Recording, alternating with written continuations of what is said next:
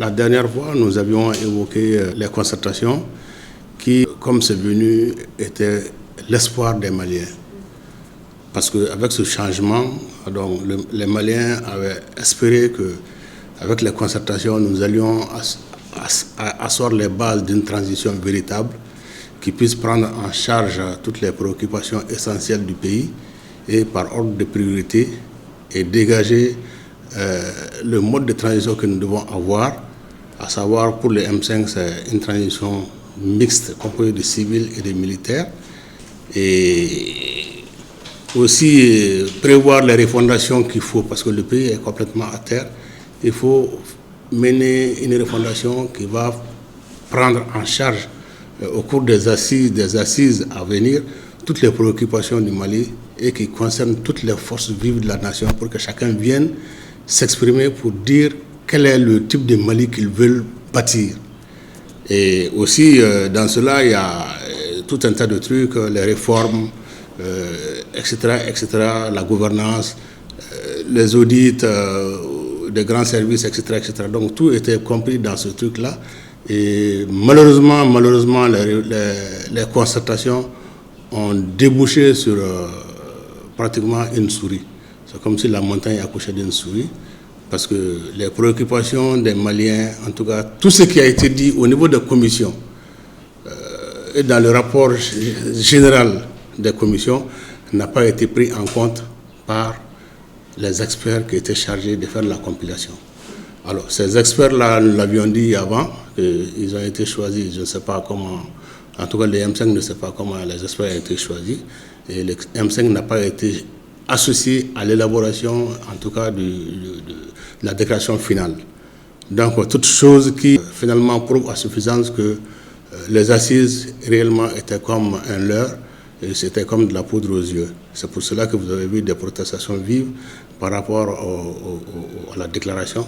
Parce que ce qui a été dit en salle et qui devait être ramassé pour faire une synthèse qui reflète exactement ce que les invités ont dit, n'est pas la même chose que ce qui a été lu en public.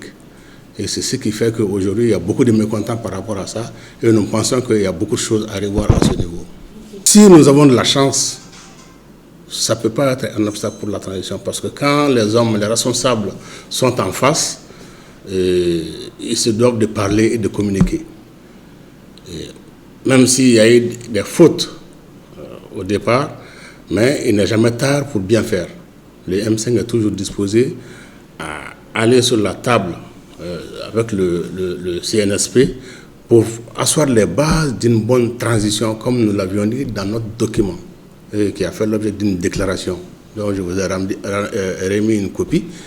Et sur la base de ça, nous sommes disposés à aller en profondeur avec eux et de façon juste, raisonnable et responsable, tracer les bases d'une bonne transition. S'agissant de la CEDEAO, je pense que la CEDEAO est un organe qui appartient pratiquement à tous les États.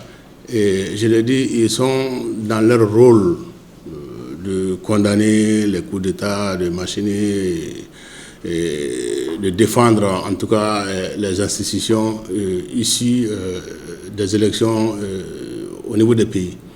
Mais la réalité est aujourd'hui que le Mali est devenu un autre pays. Et quand l'État est comme ça, il faut tenir compte de ce que les populations vivent et ce à quoi elles aspirent. Alors, si on ne prend pas compte de ça, on a tout faux. Je pense que la CEDEAO doit revoir en tout cas sa copie, parce qu'un pays déjà qui est en crise, qui est plongé dans une crise profonde, si la CEDEAO, elle aussi, ramène une autre crise, je pense que les Maliens ne pourront pas supporter. Et il y a lieu que le bon sens prévale et qu'ils interviennent de façon responsable. C'est juste une symbiose. Nous l'avions dit que les acteurs principaux pour ce changement intervenu au Mali, c'est d'abord le M5, qui pendant des années a bravé tout et a supporté pratiquement tous les coups, les morts, les blessés, et les intimidations, les emprisonnements, etc. Et tout le peuple malien s'est mobilisé pendant quelques mois, sous la pluie, sous le vent, sous les balles, sous les gaz lacrymaux, etc., pour pouvoir aller vers leur vision dans laquelle tout le peuple malien était engagé, à savoir le changement. Alors le M5 étant dans cette lutte, le CNSP est venu parachever cela. Donc nous pensions légitimement que s'il y a en tout cas des responsables à ce niveau-là auxquels on doit attribuer le changement sur le M5 et le CNSP. Et c'est ce langage qu'on avait tenu au CNSP pour qu'ils essayent de voir et qu'ils comprennent que nous sommes deux.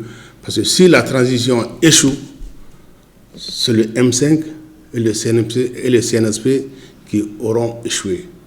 Si la transition réussit, c'est tout le peuple malien qui réussira.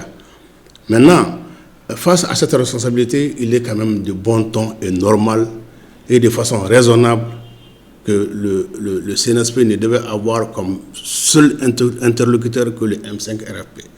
Ils en ont fait autrement. Ils se sont allés dans une rivière où on ne sait même pas dans quelle mer elle va se jeter. Donc je pense qu'il n'est pas encore tard. Il faut qu'ils reviennent, qu'ils tiennent compte du M5, qu'ils respectent le M5, qu'ils respectent la légitimité du M5. Et en ce moment, nous serons en phase et nous pourrons discuter pour une bonne transition en incluant pratiquement tout le Mali. Nous, on n'a pas de truc par rapport à ça, mais nous voulons que tous les Maliens soient là et que tous les Maliens s'unissent. Mais au départ, les bases qu'il faut asseoir doivent prévenir du M5 et du CNS. Moi, je dis à la population de rester sereine. Le M5 est serein parce que nous savons ce que nous voulons, nous savons où est-ce que nous voulons et pour quel but. Alors, si le peuple est avec nous et que les choses se passent de cette manière, nous savons que depuis le départ, qu'il y avait des forces occultes qui étaient là de l'ancien régime, avec leurs barons, etc., qui, jusqu'au soir du 17 juillet, étaient en train de supporter le régime défunt. 17 août. Car cela ne tienne, cette première déclaration diffusée sur les antennes et tout a été contestée vraiment dans son vrai sens. Et c'est une alerte pour le CNSP de comprendre qu'effectivement, ils ne peuvent aller nulle part sans le M5 RFP. Ça, il faut qu'ils en soient conscients. Et que dès l'instant que cela est prouvé et constaté par tout le monde, alors nous sommes disposés à en tout cas entreprendre la discussion avec eux sur des bases justes et équitables pour le Mali. Pas pour des personnes, mais pour le Mali.